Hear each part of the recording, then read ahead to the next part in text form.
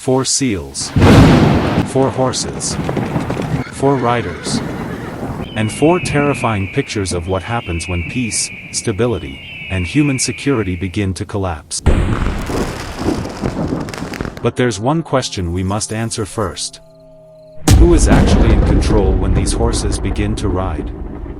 Because Revelation chapter 6 contains some of the darkest images in the Bible.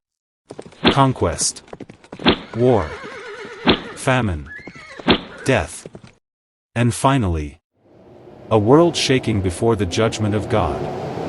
But this chapter isn't simply about fear.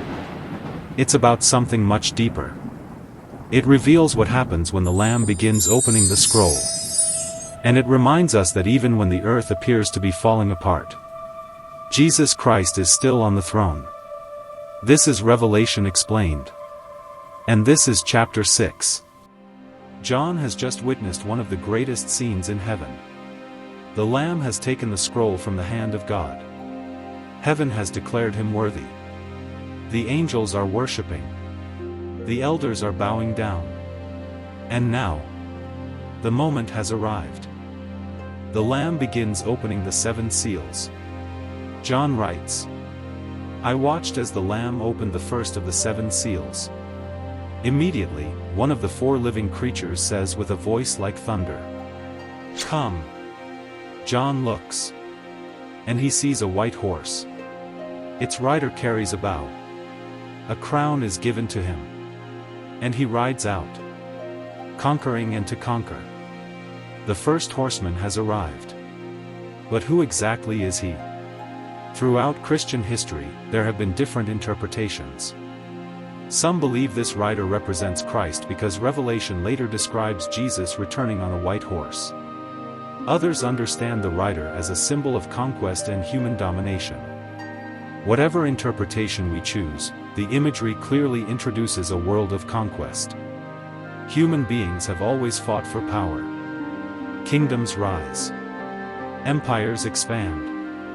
Leaders seek control. One nation conquers another. And eventually another power rises to challenge it. The first horse reminds us of something uncomfortable. Human civilization can build incredible things, while still being driven by ambition. The desire for power can turn into conquest. And conquest often creates the conditions for something even more destructive. War. The Lamb opens the 2nd seal. Again, one of the living creatures says, "Come." This time John sees a fiery red horse. Its rider is given power to take peace from the earth. And people begin killing one another. The rider is given a great sword. The color of the horse immediately creates an image of bloodshed. Peace disappears. Conflict spreads. And the consequences of conquest become visible. Think about how fragile peace can be. A nation may experience years of stability. But one decision can change everything. A disagreement can become a conflict. A conflict can become a war. And a war can change the lives of millions. The 2nd horseman represents a world where peace has been removed. And then, the Lamb opens the 3rd seal. John sees another horse. This one is black. Its rider holds a pair of scales. Then John hears a voice announcing the price of food. A measure of wheat. For a day's wages. And 3 measures of barley. For a day's wages. The picture is disturbing. The 3rd horse represents famine and economic hardship. Imagine working all day. And earning barely enough to buy food. Imagine watching prices rise, while your income remains the same. Imagine parents wondering how they will feed their children tomorrow. Revelation turns an enormous global crisis into something personal. Because famine isn't simply about numbers. It's about human beings. Families. Children. Communities. Survival. And then comes a strange statement. Do not damage the oil and the wine. The passage doesn't explain every detail of this phrase. But it adds another layer to the picture. In times of economic crisis, suffering isn't always distributed equally. Some people experience extreme scarcity, while others continue to live in abundance. The third horseman shows us what happens when stability begins to disappear. But John isn't finished. The Lamb opens the fourth seal. And now, the vision becomes even darker. A pale horse appears.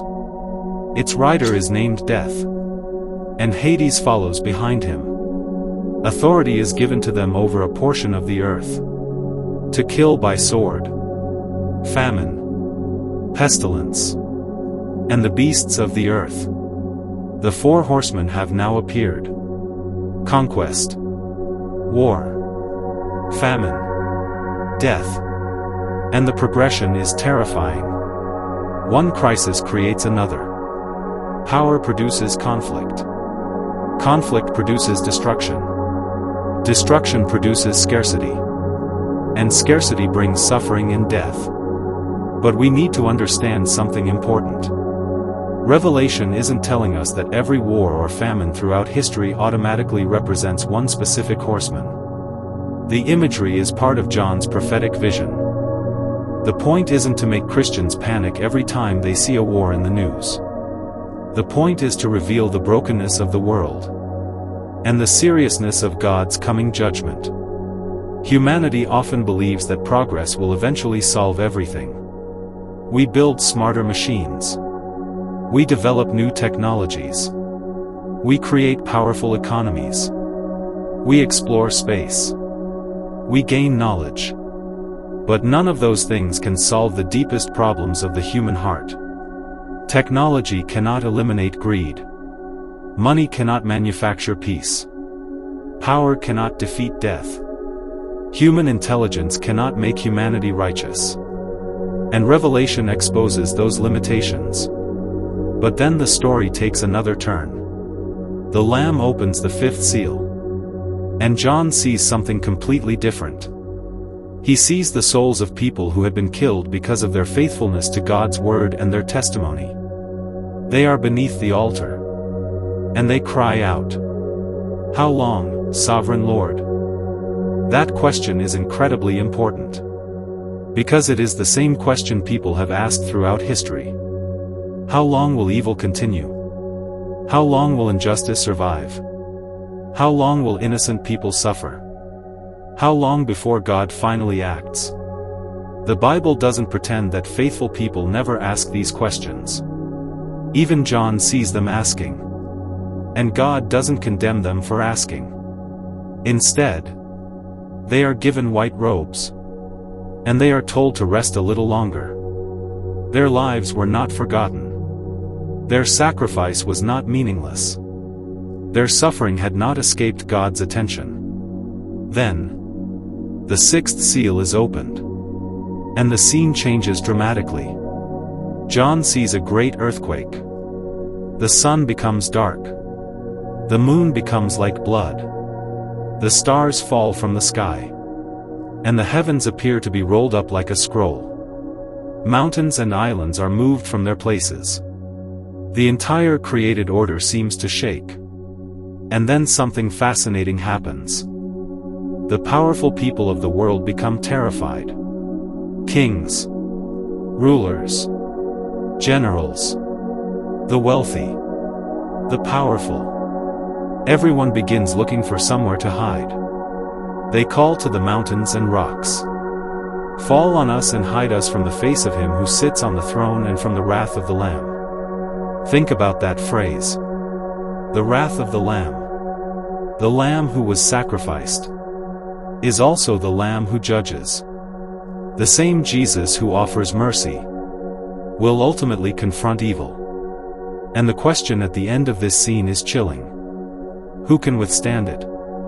Who can stand when human power disappears? Who can stand when wealth cannot help? Who can stand when governments cannot protect? Who can stand when the earth itself seems to shake? Revelation gives us the answer by taking us into the next vision. Before the judgment continues, John sees a great multitude, They come from every nation, tribe, people, and language. They stand before the throne and before the Lamb. They wear white robes. They hold palm branches. And they cry out, "Salvation belongs to our God, who sits on the throne, and to the Lamb." This is the hope hidden inside the darkness. The world may experience judgment, but God's people have a future beyond judgment.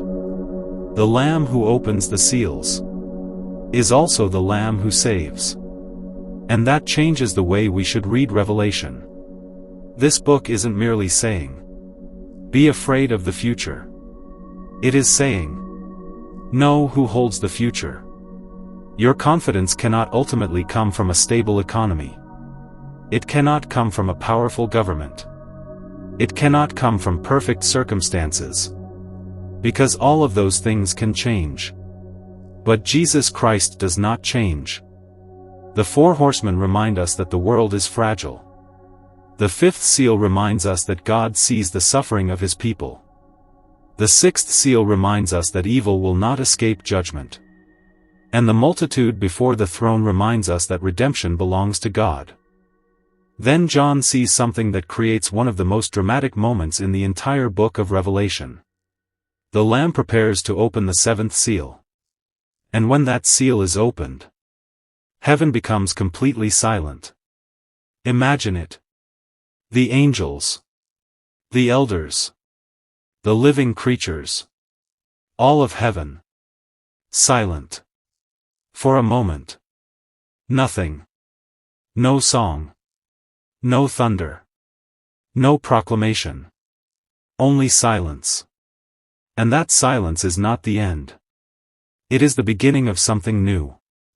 Because after the seventh seal, Revelation introduces another series of judgments. 7 angels. 7 trumpets. And 7 sounds that will shake the earth, ****. The story is moving deeper. The seals have revealed the coming judgment.